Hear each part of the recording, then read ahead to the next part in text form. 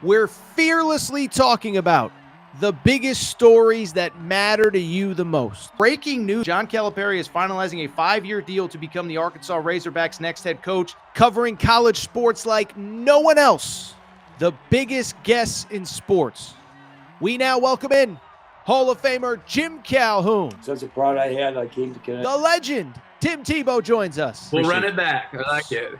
The legend, Herschel Walker.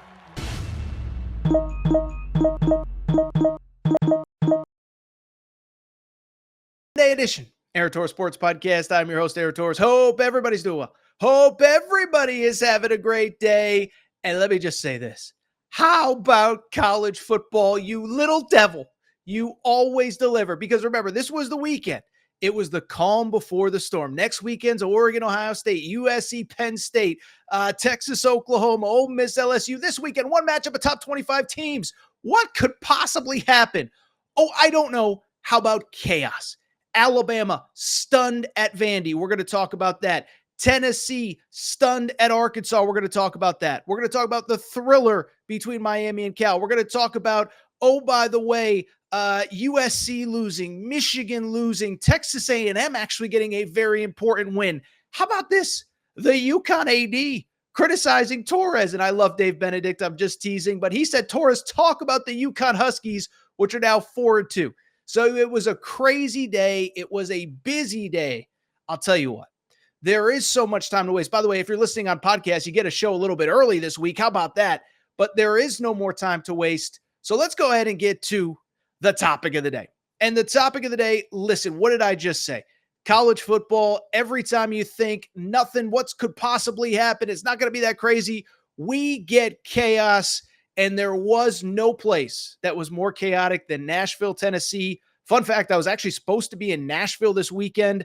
Trip got canceled at the last second. It was hurricane related. I'll continue to say, my thoughts and prayers are with everybody impacted into that hurricane, but was supposed to be in Nashville, couldn't make it. But I'll tell you what, did not think when I canceled my trip to Nashville that it was going to turn out to be the center of the college football universe. As Alabama comes in as a 24.5-point favorite, they end up losing 40-35. They got Diego Pavia, baby. That's right. Let's go ahead and dive in. And when I think about this game, it's crazy to me because at the end of the day, like we talked about so many games on this channel, on this show, the college football betting show. We talked Auburn, Georgia, Ole Miss, South Carolina, Michigan, Washington, Ohio State, Iowa. We didn't even think about this game. And transparently, I'll just call a spade. Like I don't, I thought Alabama, maybe there was a scenario where it was close for 2.5 quarters. But even if they played ugly, it might be 24-10. It might be 27-17. But there was no way Alabama, right after beating Georgia, could possibly lose this game.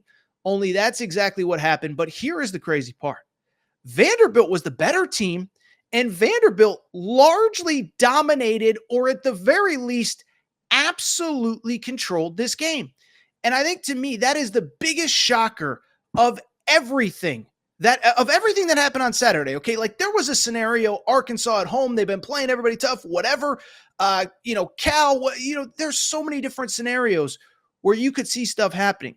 But for Vanderbilt to control a game against Alabama, to make all the big plays, to look like the championship team with championship pedigree, you just could not have seen this coming.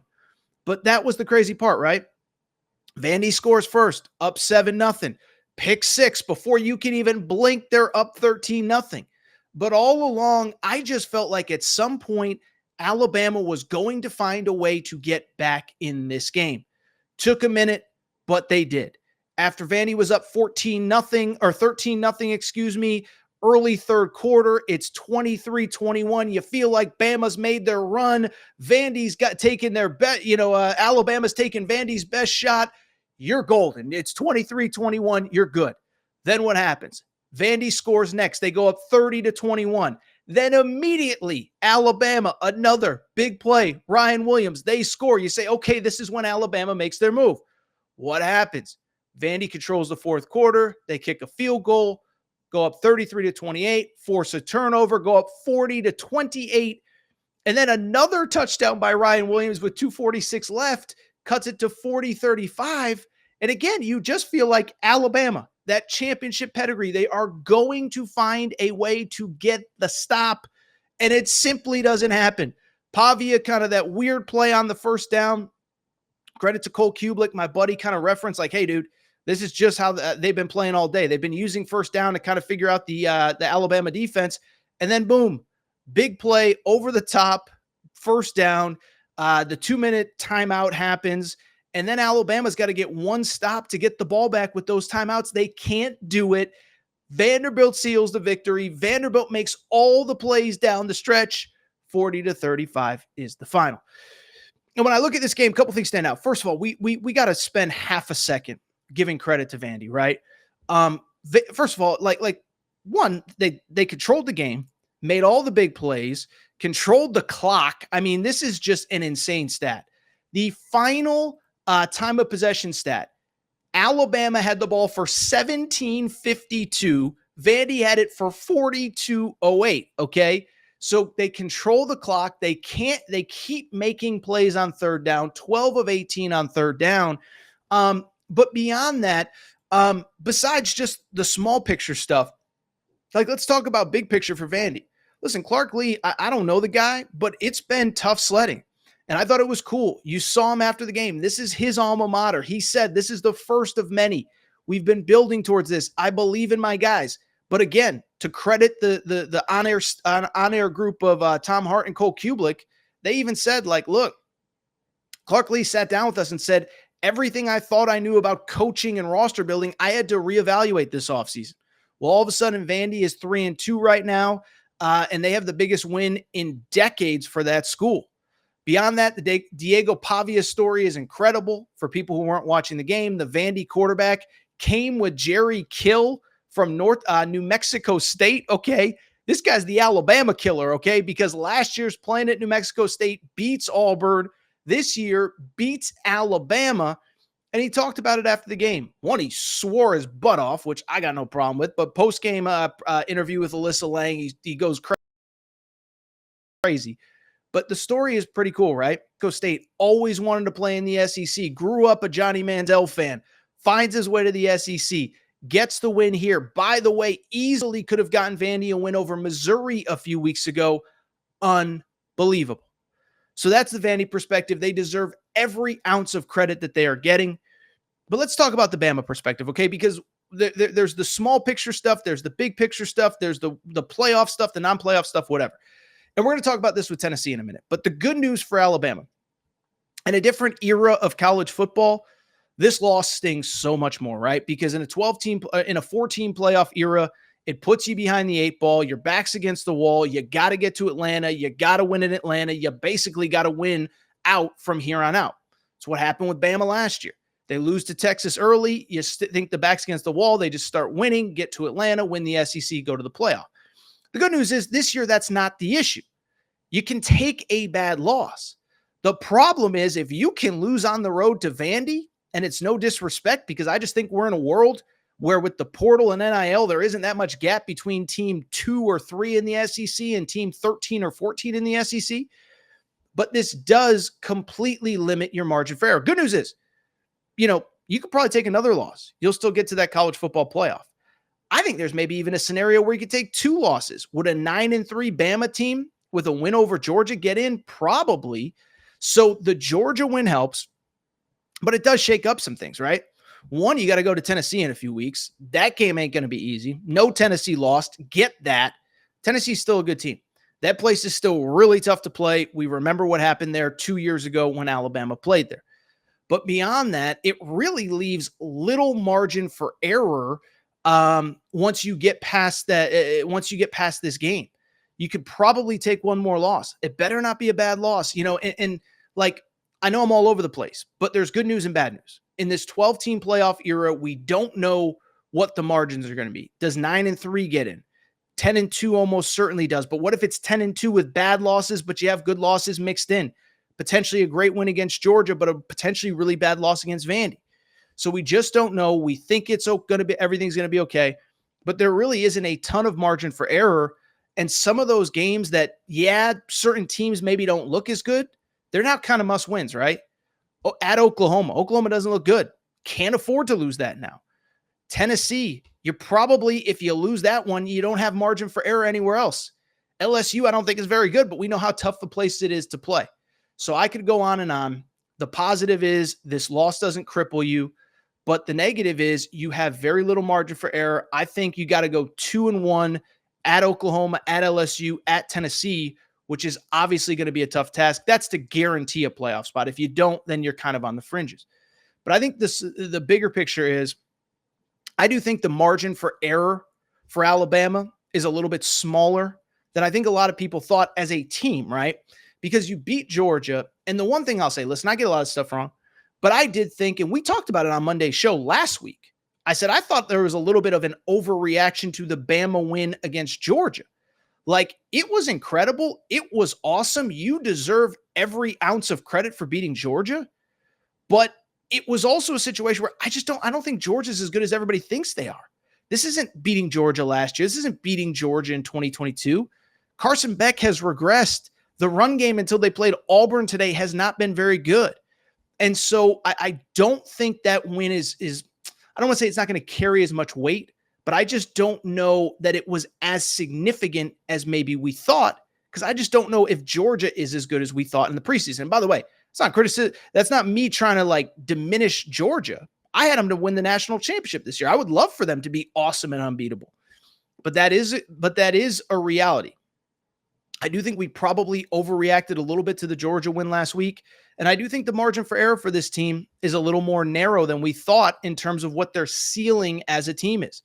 Listen, you can't blame Jalen Milroe. He was great again, 18 of 24 passing, rushing touchdown. But I was thinking about it. Ryan Williams has bailed that offense out a lot, right? Bailed them out against Georgia. Bailed them out with a big play when they were struggling to move the ball against South Florida. Had a couple big plays against Wisconsin. Now, I'm not saying you would have lost to Wisconsin or you would have lost to South Florida without him, but is there a second receiver that can really make those big plays that you need? So now all of a sudden you're more of a running ball control offense. And oh, by the way, the defense, which had been lights out really for, the first part of the season up until the second half against Georgia last week. Now you got to reevaluate Georgia. Because I sat there last week and said, wait a second now. I said, you got to credit Georgia for the comeback, but at the same time, let's not make a mistake here. Georgia was in 2-minute offense, 4-down territory, basically the entire second half.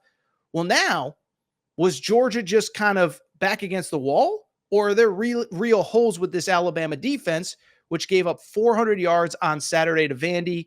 And again, 12 of 18 on third down. They couldn't get Vandy off the field. So again, good news is I know I rambled through that playoff spiel, but you're not eliminated from anything. This ain't 2 years ago. This ain't the BCS era. You just got to keep winning, and you could probably take a loss somewhere else. But this was a team that the path was there, right? The path to Atlanta was there a week ago. And now all of a sudden there are bigger picture issues, bigger picture questions. And I just think there's a lot of stuff that has to get figured out for Bama. Good news, well, it's relative anyway, is, you get a game that you should be able to get right. South Carolina at home next week. Even South Carolina, they got a nice pass rush before you got to go to Tennessee in 2 weeks. Then you get Missouri before the bye and LSU. But all of a sudden, I know I've said it a few times. We'll go ahead and wrap this segment. The margin for error is just so much more thin with this loss. Doesn't eliminate you from anything, but it does put your back against the wall a little bit if you want to ensure your spot in that 12-team playoff.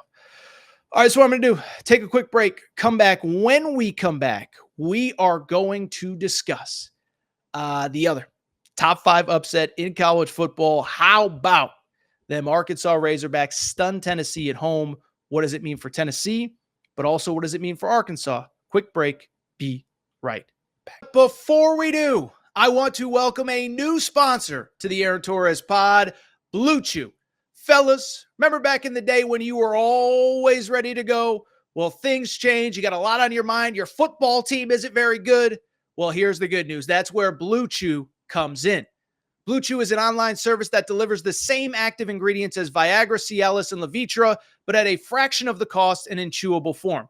To get started, it's so easy. Just go to bluechew.com, consult with one of their licensed medical providers, and once you're approved, you'll receive your prescription within days. The best part, it's all done online. No awkward trip to the doctors, no waiting at the pharmacy, no stink eyes, no raised eyebrows, nothing. Thing is, though, I know a lot of you are probably wondering, Torres, does it actually work? Do you think I need to try it? Well, here's the deal. Try it for a month for free, and I think there will be no turning back, all right? You'll love it. Your partner is going to love it.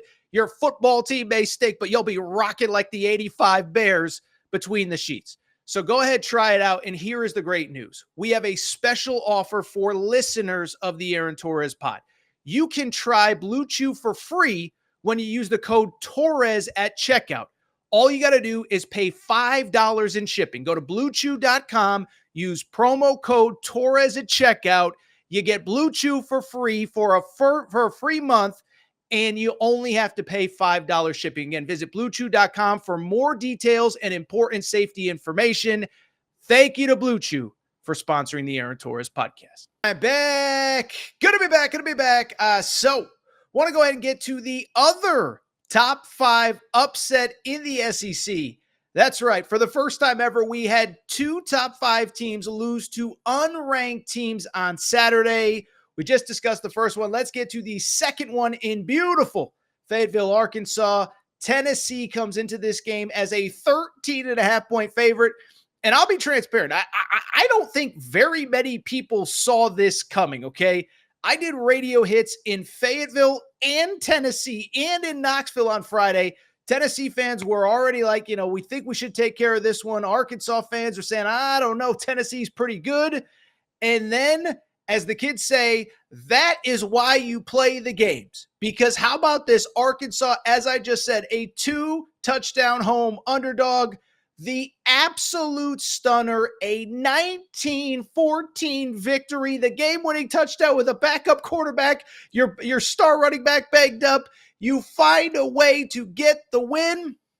And with it, baby, I just got one question. Can anything stop the Big Pig invasion? Can anything stop the Big Pig invasion? I'll tell you what. I'll spare you the T-shirt slogan today. Just make sure you're following our Torres on the Hogs account because it was popping on Saturday night. So let's go ahead and dive into this game. And listen, I'm going to be transparent, okay? I don't really root for anybody except for the UConn Huskies. But when I say that there isn't a fan base that is more deserving of a win like this, it is hard for me to think of any that has been on the brink more than Arkansas fans, okay?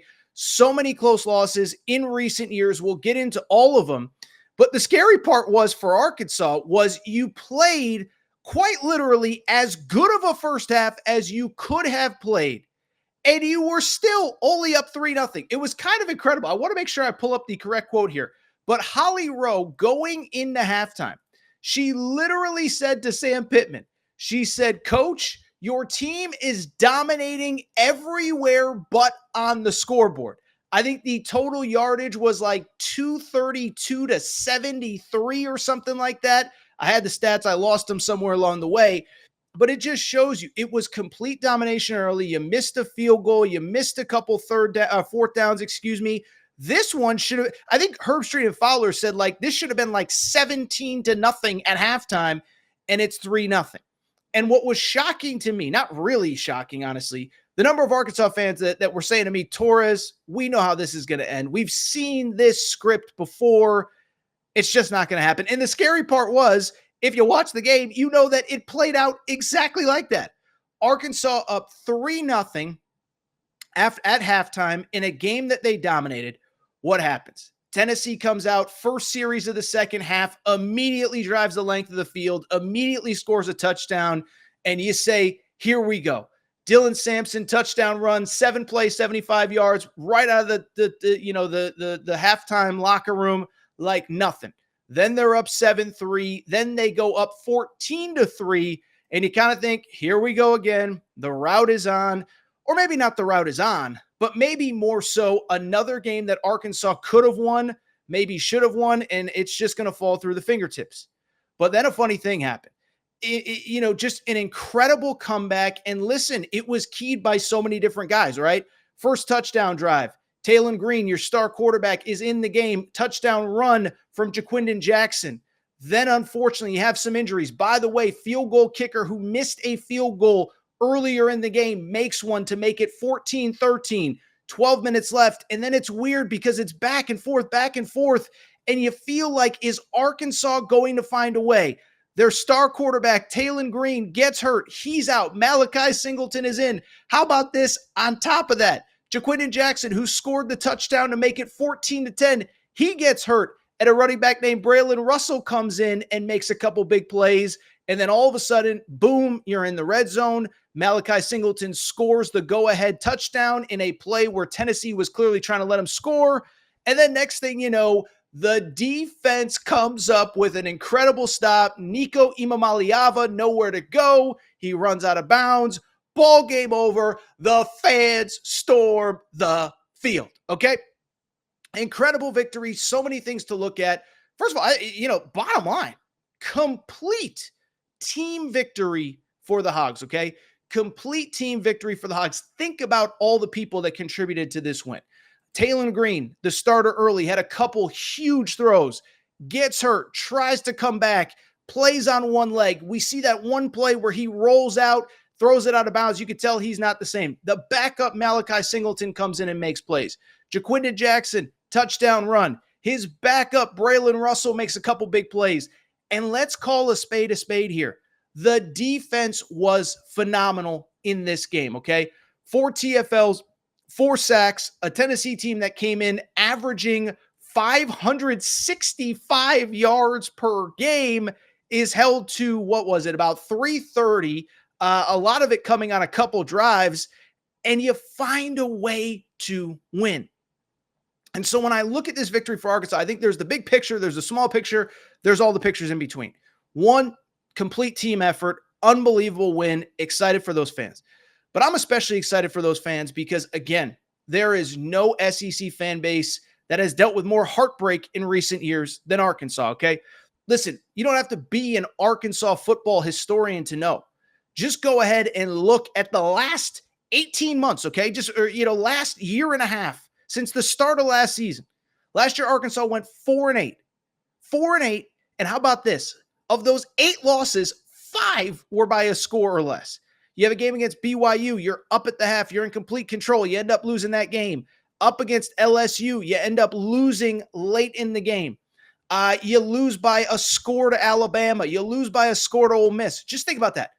1-score games, LSU, Alabama, Ole Miss. Those were 3 really good teams last year. If my memory serves me correct, 3 10-win teams, 11-win teams. I think LSU won 10, Ole Miss 11, Alabama won the SEC. You were in the game with all of them. And then this year, don't even get me started on this season where Arkansas, oh my goodness, so many opportunities. You're up, 21-7 against Oklahoma State? Was it 21-7, 21-0? I don't know.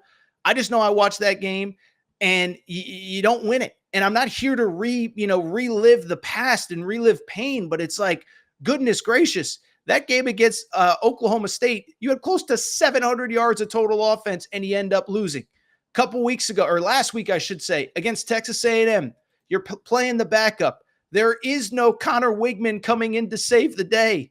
You don't win that game when you're up 14-7. You score 3 points in the final 3 quarters and lose. And so to have this win against a team of Tennessee's caliber, it's unbelievable. By the way, credit our Tours on the Hogs account put this video out.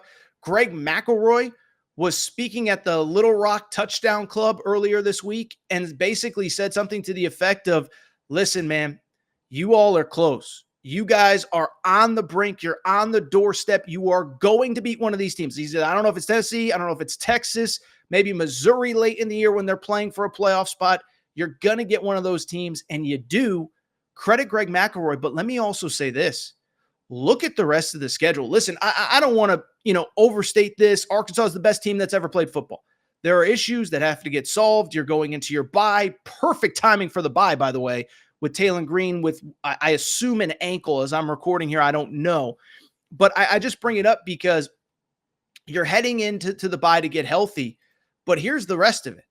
You got LSU at home and then at Mississippi State. Okay, so let's I guess what I'm trying to say is that when I look at the rest of the schedule, it's tough, But if you can beat Tennessee at home, I'm sorry, there's no game on this schedule that you can't win, okay? Come out of the bye, you play LSU at home in 2 weeks. It's worth noting, by the way, LSU plays Ole Miss at home next week. Emotional home game LSU. Now they're going to have to go on the road a week later, win or lose against Ole Miss.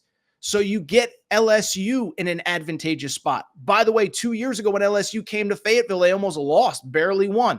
If I remember correctly, that might have been the Harold Perkins breakout game. But they barely survived last time they were there. You got to play Ole Miss later in the year. This is a stat I don't think many people know. Lane Kiffin has not won in Fayetteville since he got to Ole Miss. 0-2 as a head coach of Ole Miss in Fayetteville. Texas later in the year is going to be tough. I'm not going to lie. But we saw what happened last time Texas came to Fayetteville. By the way, this kind of proves Fayetteville's a really tough place to play, especially at night. Credit to that crowd. It showed up. It was loud. It was rocking. By the way, one more thing. Credit to Sam Pittman, man. Listen, we all know. You don't need me to tell you. The guy needed this win. Listen, I'll let Arkansas fans tell me what is an acceptable season, wins, losses, this, that, the other thing. But you needed to get to a bowl game this year, and you had so many chances early to get over the hump. Oklahoma State couldn't do it. Texas A&M, you couldn't do it. Now, all of a sudden, you're looking at the schedule with Tennessee, LSU, Texas, Ole Miss, Missouri, by the way, still on it. And you say, like, where are the wins? Well, you get this win. It is the signature win of the Pittman era, right? I mean, I know he went 9-4 in 2021, but that was a year where they beat LSU. LSU ends up firing their coach. A&M wasn't very good that year. You go on and on down the list. I'm just trying to remember off the top of my head. It's got to be the signature Sam Pittman win. But more than that, it was a Sam Pittman win in a moment in time when he absolutely positively needed one. So credit to him. And again, just take care of business. Beat Mississippi State, beat Louisiana Tech. You're bowl eligible. And then from there, again, I don't think it is crazy to think that you can beat an Ole Miss at home, that you can beat an LSU at home. Missouri did not look unbeatable today. So credit Arkansas. There's nothing else for me to say. Just an unbelievable win. And credit to that fan base. They showed up and they got, I think Pittman even said after the game, they got a memory that they will never forget.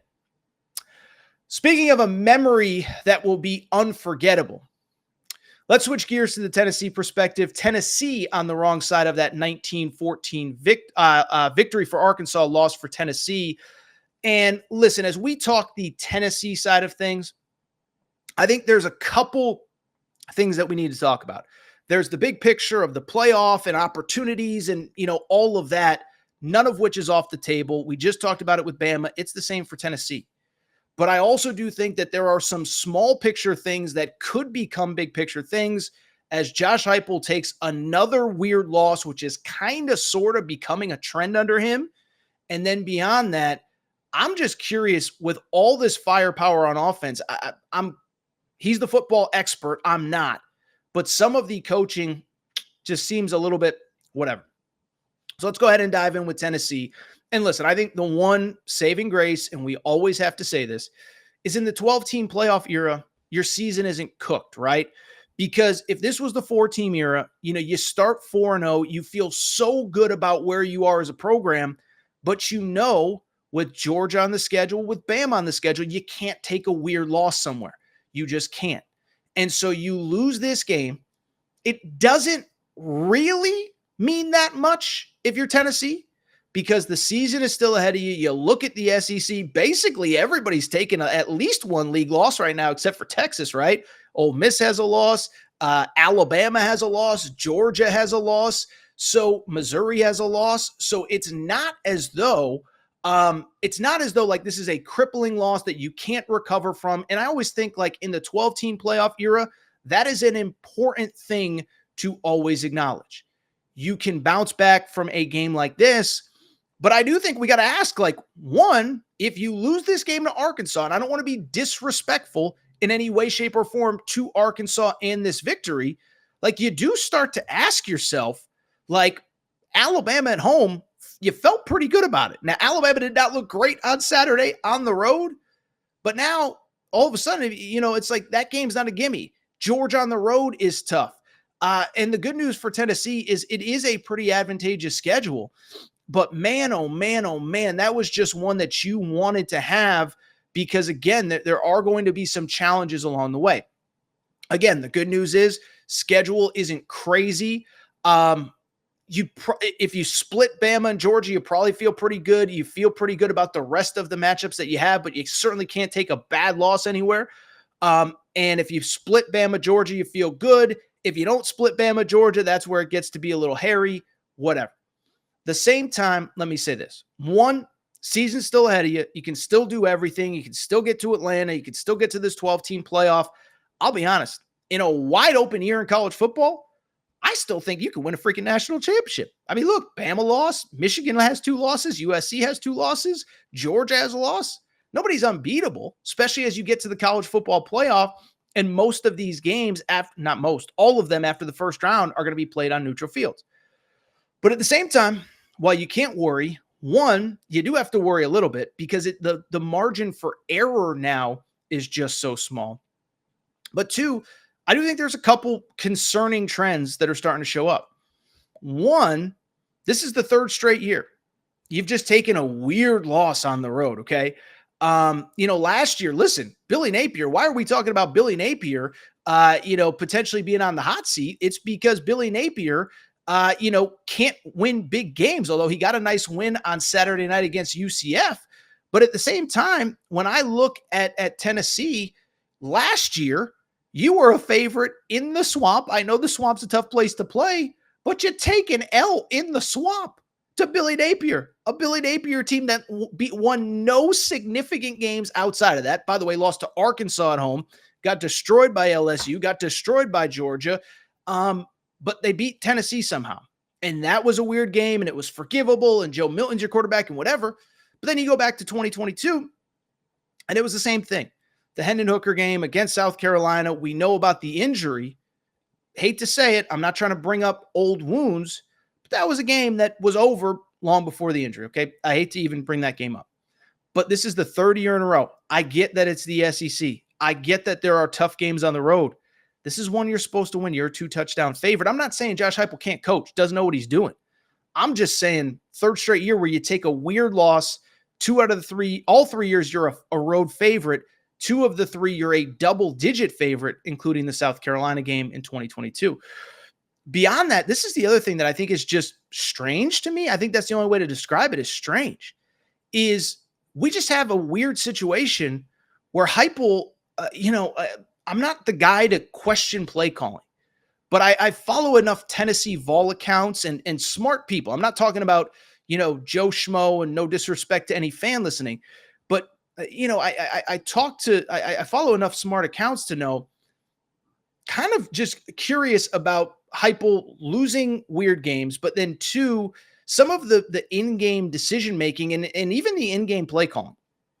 Again, Heupel's brilliant, but I mean, this was a game where it just felt like it's kind of crazy, right? You go back to the Oklahoma game 2 weeks ago.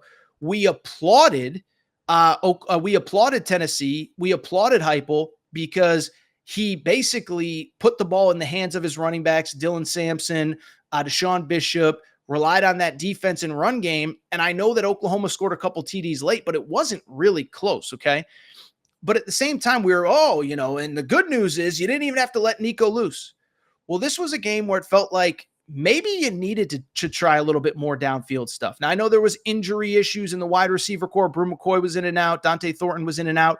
But it's not as though the run game was working crazy effectively. And, oh, by the way, I understand that Nico was under pressure all night.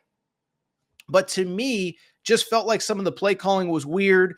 36 rushes, I guess 4.5 yards per carry. You can't complain too much, but you do have a 5-star quarterback, and I do just wonder, is there a scenario where maybe you're not putting enough on that kid's plate because you clearly needed more points, and outside that stretch, early to middle of 3rd quarter, you really struggled to move the football.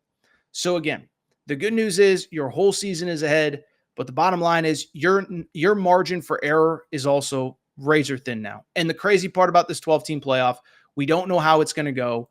We just don't know. I mean, we can say that we have an idea, but we really don't have a very good idea of what's happening, what could happen, what will happen.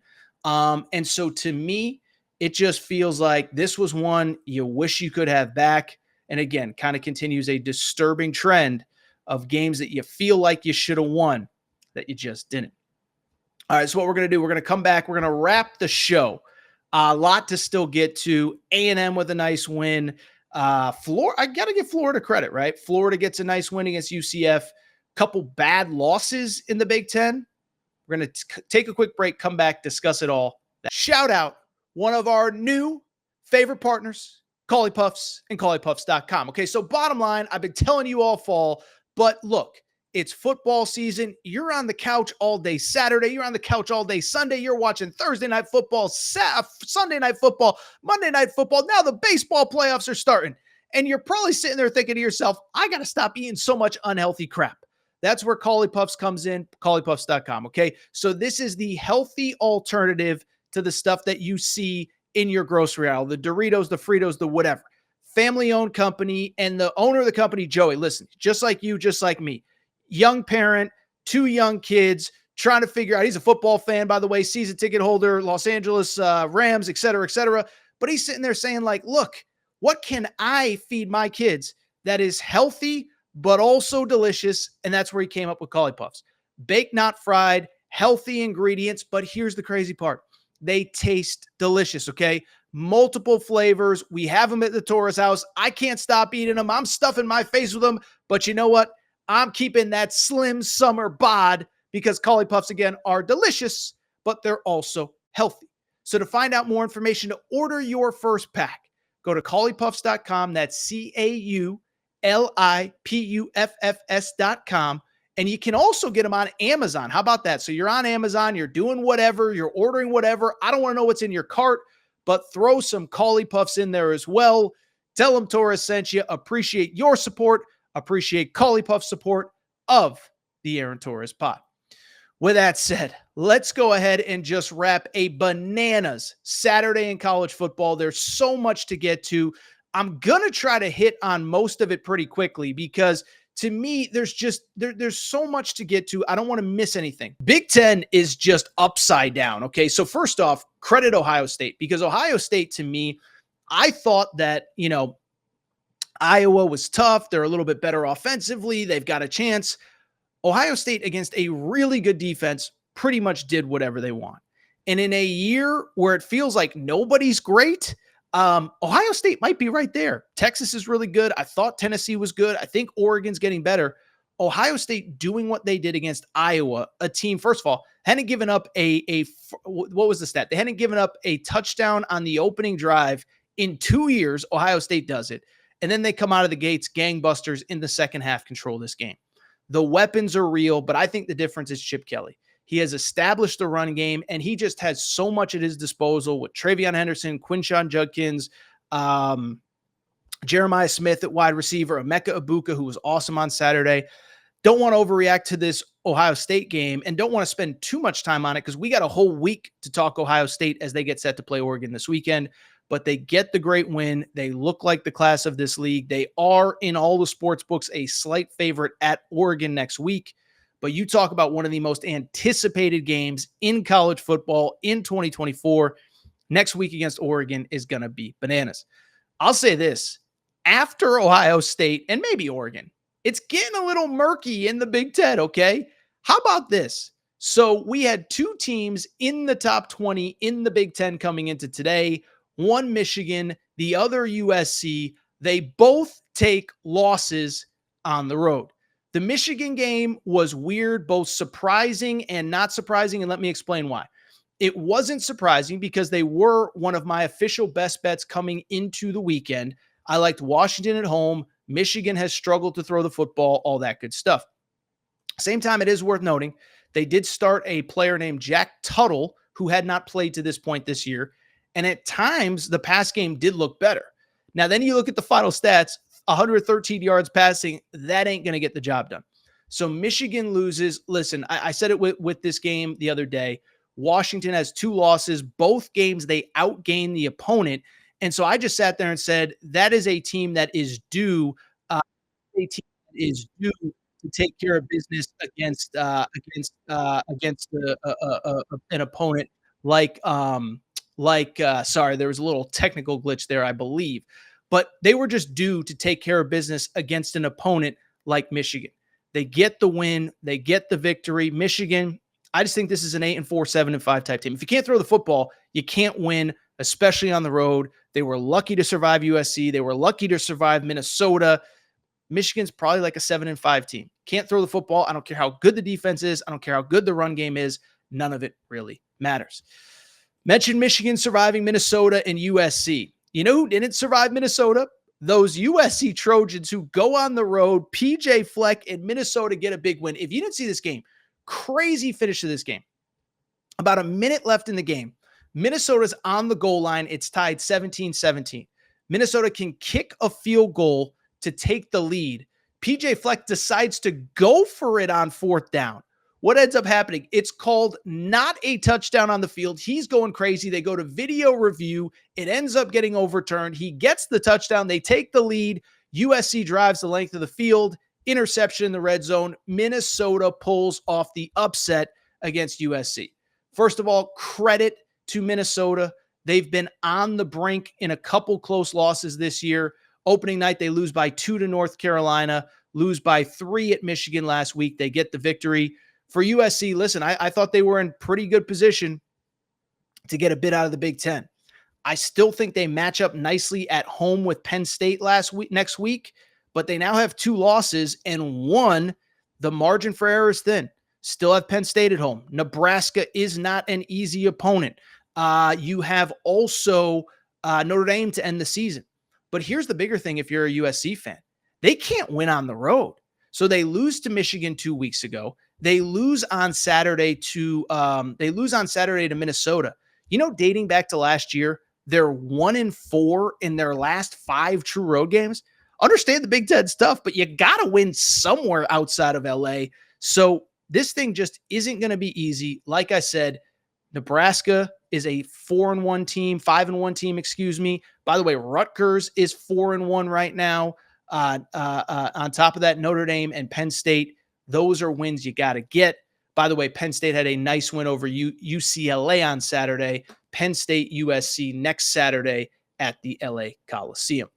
Really quickly, let's go to the SEC to wrap the show. Well, I got one last thing after the SEC.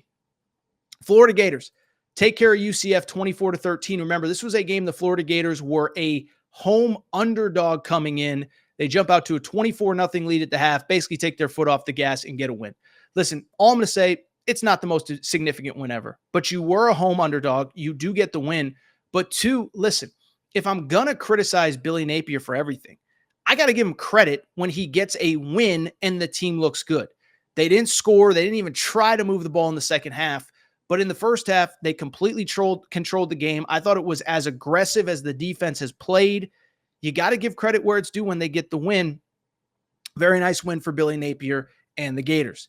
Finally, let me say this, and this is one we did an extended video on the YouTube page. So if you're not subscribed on YouTube, this is kind of one of those spots where maybe you're missing a little something.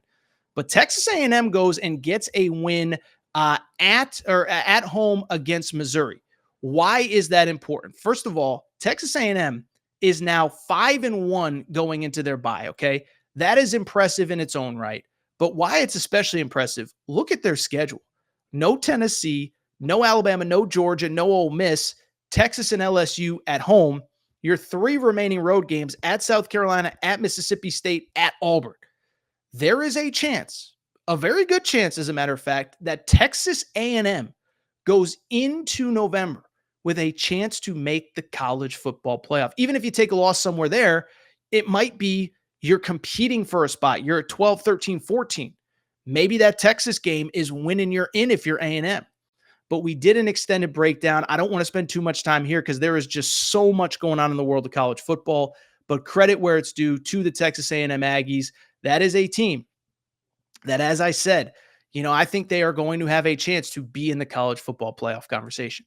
Finally, would be remiss if I didn't very quickly mention one other team. How about the UConn Huskies? And part of the reason I'm talking about them is because UConn's AD, Dave Benedict, in a very fun, playful way, called me out on Twitter, kind of said, Torres, why are you not talking about the Huskies? Well, UConn wins its third straight game. They're 4-2 overall. This was a thriller. We talked about the goal line play from Minnesota. Well, UConn was up by what? One with the final play of the game. So on the final play of the game, UConn's up 23-20. So I think I said one, but they were up 23-20. And how about this? Final play of the game, Temple's on the goal line. They're trying to get in on the final play of the game. Ball gets knocked out, returned the other way for a touchdown. UConn with the 29-20 win. So incredible victory for the Huskies. They are, as I said, 4-2, 3 straight wins. They host Wake Forest in Rentschler Field next week. Going to be a fascinating game. UConn, to me, looks very much like a team that is going to get bowl eligible. It's an exciting time to be a Huskies fan, and it continues the theme that I've told you many times. Give this team an opportunity in a power conference. Not saying they'd beat Texas or Georgia in the SEC. Put them in the Big 12, though. I'm sorry. They can compete with Baylor. They can compete with Iowa State, and they can compete in a hurry. Credit to the 4-2 UConn Huskies. All right, I think that's it for this episode of the Aaron Torres Sports Podcast. Do think it is time for me to get out of here. If you are not subscribed to the show, please make sure to do so. Apple, Spotify, Amazon Music, Google Music, wherever you get podcasts, make sure that you are subscribed. Also, make sure to rate and review the show. Go ahead, give us a quick 5 stars. Let us know what you like, what you don't like, all that good stuff. Make sure you're following on social media at Aaron_Torres on Twitter, Aaron Torres Pod on Instagram, Aaron Torres Podcast Questions at gmail.com, Aaron Torres Podcast Questions at gmail.com. All for today's show. It is time for me to get out of here. And boy, oh boy, oh boy, do I appreciate your support. Shout out to Torrin. Shout out to Rachel, who hates my voice. Shout out to JJ Reddick, you F-head. Unblock me, bro. I'll be back Tuesday. New episode, Aaron Torres Pod.